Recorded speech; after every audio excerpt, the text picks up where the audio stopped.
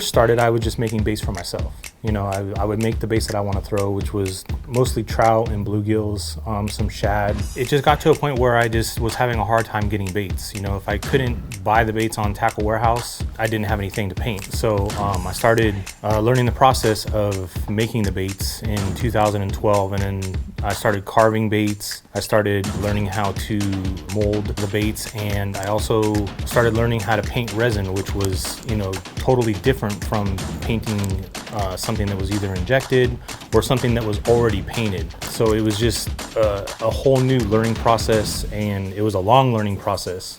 As you expand, you start thinking of the regions. So started incorporating like perch colors and colors of bluegills from the East Coast. Not every place has trout. Not every place has perch. Like, we don't have perch. I've never seen a perch in real life. You know, I've seen pictures of perch, but I haven't seen a perch in real life. Obviously, I want to get the attention of guys that are fishing, you know, that are out there, you know, rashing their baits up. I see a lot of stuff on social media as far as like who's fishing and what they're fishing. I have no problem reaching out to somebody that's catching a lot of good fish and be like, hey, do you have any of this, and do you want to try this? You know, I've done that before. Guys that have said, hey, you know, I want to get a bait because I think it would be good for this time of year, you know, and I look and I see, yeah, they're catching fish, you know, so, you know, for sure I'm going to sell them a bait. Those are the kinds of people that I'm ultimately targeting, you know, is the hardcore guys that are willing to put the time in on the baits. With swim baits, my friend Levi, he got me back into fishing. I fished as a kid, you know, with my family, fishing for trout. We fished for bass here and there, but we mostly fished for trout. He got me set up with 2 rods, 2 reels, 1 spinning, 1 bait casting. And then from there, it just kind of evolved into throwing bigger baits. And I got more into bigger baits through painting them. People were sending me their baits to paint, and I got to see all the stuff that was out there at the time. You know, the 316s, the Ragos, the triple trouts, the matte lures. I got to see all that stuff where you couldn't just go into a tackle shop and see that stuff. The tackle shops mostly carried the conventional gear, and they may have had like some cast stakes, and they may have had some HUDs or stuff like that, but not so much what then was garage built at that time, you know, because those garage builders were just selling, you know, on forums and stuff like that. You'd be at the lake and you'd bump into somebody testing baits, and they'd be like, oh yeah, here, try this, you know. Yeah. That's kind of how it was, you know. I remember hearing stories of people going to cast stake and they'd see guys testing baits, and then they would just offer them up. So, you know, when I would go down there and test baits, people would come up and talk to me about my baits and stuff like that. But unfortunately, at that time, I wasn't so established, so giving away a bait was a big deal, you know, because it took me so long to make that bait, or to, you know, to make a bait right. Luckily, I had a local guy here by the name of Ty Lures. They were already pretty established as far as you know, making baits and stuff like that. So I went over to their house, and they kind of taught me the basics on what materials I needed for molding, how to mold, different weighting, ways to weight stuff and stuff like that. It was just one of those things that back then you didn't have YouTube, you didn't have content creators and stuff that was putting out videos and showing like the process of how to build a bait from start to finish. Nowadays, you can just go right on YouTube, click up how to make a swim bait, and there's, you know, videos up and down where you can just watch and pick parts of different videos and figure out how to make an actual swim bait. I've been using the same resin ever since I started. I just haven't changed. It's just a mom and pop's place out here in Los Angeles. So I've seen no reason to change. With resins, you know, have different hardness and different buoyancies and stuff like that. So to have to redo all my formulas would be kind of a pain in the butt, I think. Once I get something dialed in, you know, having to change it is hard. And I think if I changed resins, knock on wood that you know, this company's been in business, you know, I think having the movie industry in Los Angeles helps a lot. So I mean, this place does all kinds of different, prop work and stuff like that. As far as wood goes, I mean, I've considered it at some point. The only problem is that my workspace is small. It's a garage. I already make enough dust as it is. To have to make wood baits in here, I don't think it would work. Probably the same reason why I don't make soft plastics. That's just going to affect the painting part of it, with so much dust flying around. If I could outsource it, like I said, it's always a possibility. There's always room to grow. When I decided what I wanted my company name to be was, at the time was Pizz Customs, because if someone says Pizz, they know, exactly what it is. I didn't have to sign a bait, or I didn't have to, write my name on a bait or anything else like that. I've always liked putting branding on stuff. So the P logo was my branding logo, and I put that on the bait. So what sets my baits apart from a lot of others, I would think, might be the attention to detail. I wanted to offer the best of both worlds, which was, excellent paint, excellent craftsmanship, baits that work. Having a background in art helped a lot, because I understand how colors work together. Having that knowledge and background when it comes to painting certain things and seeing certain colors, like on bait fish or just from a picture, I think that helps me put down the paint on a bait. And I think that's kind of what sets it apart, is that it all just kind of flows together. Have I felt like I've painted like the perfect bait?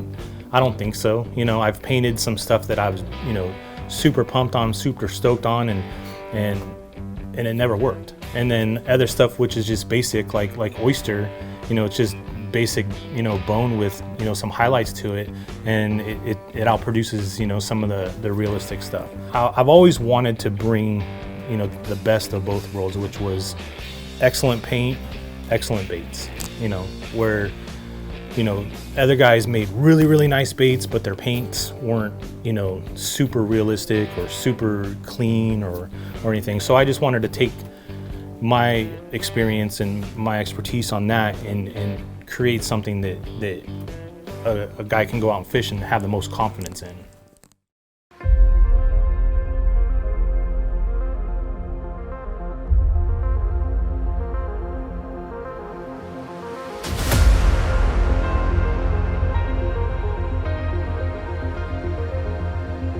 I'm rolling up and I'm getting set up, and I just see this line of hundreds of people just lined up to just get my bait. I mean, how can you even explain it? I mean, it's such an awesome feeling, and I know that there's people there for the right reasons, there's people there for the wrong reasons. I get it.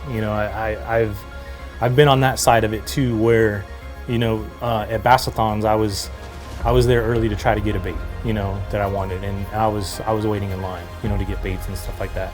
So I understand that part of it. So I totally appreciate like the people coming out into sport, like as a bait maker, when you see that, it makes you realize that you're putting something out there that people want, and that's one of the best feelings. You can't just say, oh, it was attributed to one person or to two people or anything. I mean, it was a community as a whole. I mean, they took in what I was putting out there, they made it work, and through fish catches, through fish videos, I mean, I can't point my finger and say, okay, it was that, or it was that, or it was that. It's just one of those things that just kind of all came to fruition. It's almost unexplainable. I don't know how I got to where I'm at today without people believing in something that I was putting out there. I think everything online is crazy, and I looked at the Google Analytics for that day, and there was, or just under 250,000 page views for that day. And for a small time website that is just doing swim baits, having that many page views for the day is just overwhelming. I couldn't believe it. And I saved it for the end of the day. Like, I didn't look at all throughout the whole day. I just looked at the analytics to see like how many people were online at that point in time. And the most that were online at one point in time, like at one particular second of the day, was like 520 or something like that, or something pretty close to that. At one point in time, like I think there was a total of over like 10,000 people that visited that day. I'd have to look at the exact numbers again, but it was just something crazy where it's just like, I just don't believe it. You know, it's tough because obviously there's only one of me and there's tens of thousands of people that are in the community, you know, whether they're full-time swim baiters, part-time swim baiters. I mean, guys gravitate to what people are using, what people are posting, and you know, it's been a pretty wild few years, you know, and people from all over the world have been hitting me up for baits, and I can only do so much. You know, I have certain drops that I want to do for certain things, like you said, for like Star Wars Day and then Small Business Day, and I started doing these packages to kind of help promote small business, because a lot of people will say, well, I'm not going to buy a hat, I'm not going to rock a shirt, I'm not going to do this if I don't own a bait. But you don't understand that just by buying a shirt or buying a hat, you know, keeps that small business going. It's not just about the baits, it's, you know, it's about the brand too. And I've been, you know, for years and years and years, I've been trying to build this brand to what it is today. Flippers and waffles. I don't know.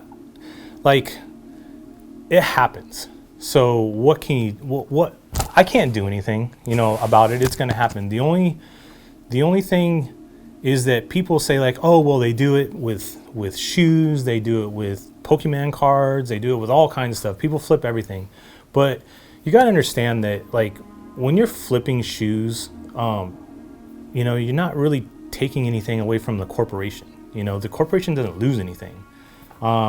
But if you're flipping from someone that's, you know, in here putting hours in and stuff like that, you're kind of making them feel in a way like almost taken advantage of in a way. You know, you're using my product for your financial gain. And while it doesn't directly affect me, it kind of like gets you in the feels a little bit, I guess you could say, because guys you thought were your friends are now flipping your baits, and what does that say about your friendship?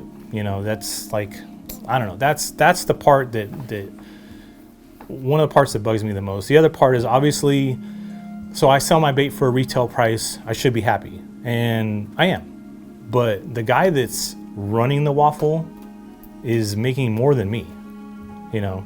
So how do I justify being happy about it? Is it cool to see a bait go for like $1,500? Yeah. I mean, that's amazing. Should I take advantage of it? I probably should, you know? There's gonna come a point where I'm just gonna be like, you know what? Everybody else is doing it, why can't I? You know? So, but, you know, the point of me making baits is to get baits into people's hands that want to fish. So, you know, when it comes to doing events and shows, like, I can't say like, oh, you know, you're not getting a bait, or you're not getting, I'm trying to make it so that it's not so negative, you know, like I want people to grab a bait and have the experience of fishing a bait, you know, that's the ultimate goal. But I've had times where on these drops online, like I've refunded people who are known flippers and they're hot about it. But, you know, that's not my fault you're a flipper. You know, I'm just doing what I'm doing based off of what you're doing. So I'm basically preventing you from taking advantage of me. So in the next 10 years, I'll probably still be making baits. I think it'll probably be on a little bit smaller scale. I'll be over 55 by then. So do I want to do this for the rest of my life? Not necessarily. I wouldn't mind passing it on to my stepson Andrew, or my son Ethan, or even my daughter Olivia if she wanted to do it. I mean, I would love to keep it in the family. If it came to it, I would sell my company. You know, I would sell my company. I would sell my baits, or part or piece it out, or however, or like we talked about earlier, having some type of passive income. And if that comes through, you know, training my family and then just getting a percentage of it, just to kind of keep going, I would totally do that. So 10 years of swim baiting, I mean, who knows, you know, swim baiting can be the future, could be the thing of the past, could be where it is today, you know, still going strong. I talk to friends all the time about like, what am I missing? You know, what am I not thinking of? What am I not producing? Right now it seems to be like the deepest divers possible seem to be kind of like the new trend right now.